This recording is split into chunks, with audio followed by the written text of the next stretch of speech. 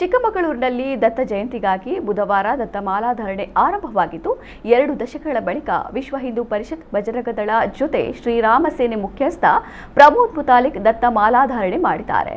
ನೂರಾರು ದತ್ತ ಭಕ್ತರು ದತ್ತ ಜಯಂತಿ ಆಚರಣೆಗೆ ಚಾಲನೆ ನೀಡಿದ್ದು, ಬಿಜೆಪಿ ನಾಯಕ ಸಿಟಿ ರವಿ, ಪ್ರಮೋದ್ ಮುತಾಲಿಕ್, ಬಜರಂಗದಳದ ರಘ ಸಕಲೇಶ್ಪುರ ಸೇರಿ ನೂರಾರು ಭಕ್ತರು ಮಾಲಾಧಾರಣೆ ಮಾಡಿದರು. 2 ದಶಕಗಳಿಂದ ಪ್ರತ್ಯೇಕವಾಗಿದ್ದ ಮುತಾಲಿಕ್ ಅವರ ಶ್ರೀರಾಮ ಸೇನೆ ಈ ಬಾರಿ ವಿಎಚ್ಪಿ ಬಜರಂಗದಳ ಜೊತೆ ಒಂದಾಗಿ ದತ್ತ ಜಯಂತಿ ಆಚರಣೆ ಮಾಡ್ತಾ ಇದೆ. ಇಂದಿನಿಂದ 9 ದಿನಗಳ ಕಾಲ ನಡೆಯುವ ದತ್ತ ಜಯಂತಿ ಆಚರಣೆ ನಡೆಯಲಿದ್ದು, ಡಿಸೆಂಬರ್ 2ರಂದು ಸಾವಿರಾರು ಮಹಿಳೆಯರಿಂದ ನಗರದಲ್ಲಿ ಅನಸೂಯ ಜಯಂತಿ ದತ್ತಪೀಠದಲ್ಲಿ ಹೋಮ ಹವನಗಳು ನಡೆಯಲಿವೆ.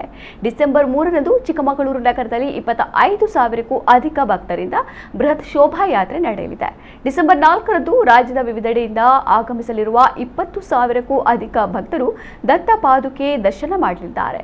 ಚಿಕ್ಕಮಗಳೂರು ಮತ್ತು ವಿವಾದಿತ ಇನಾಮ್ ದತ್ತಾತ್ರೇಯ ಬಾಬಾ ಬುಡನ್ಗಿರಿ ದರ್ಗಾ ದತ್ತಪೀಠ ಪ್ರದೇಶದಲ್ಲಿ ಹೈ ಅಲರ್ಟ್ ಘೋಷಿಸಲಾಗಿದ್ದು, ಸಾವಿರಾರು ಪೊಲೀಸರಿಂದ ಬಿಗಿ ಭದ್ರತೆ ಕೈಗೊಳ್ಳಲಾಗಿದೆ.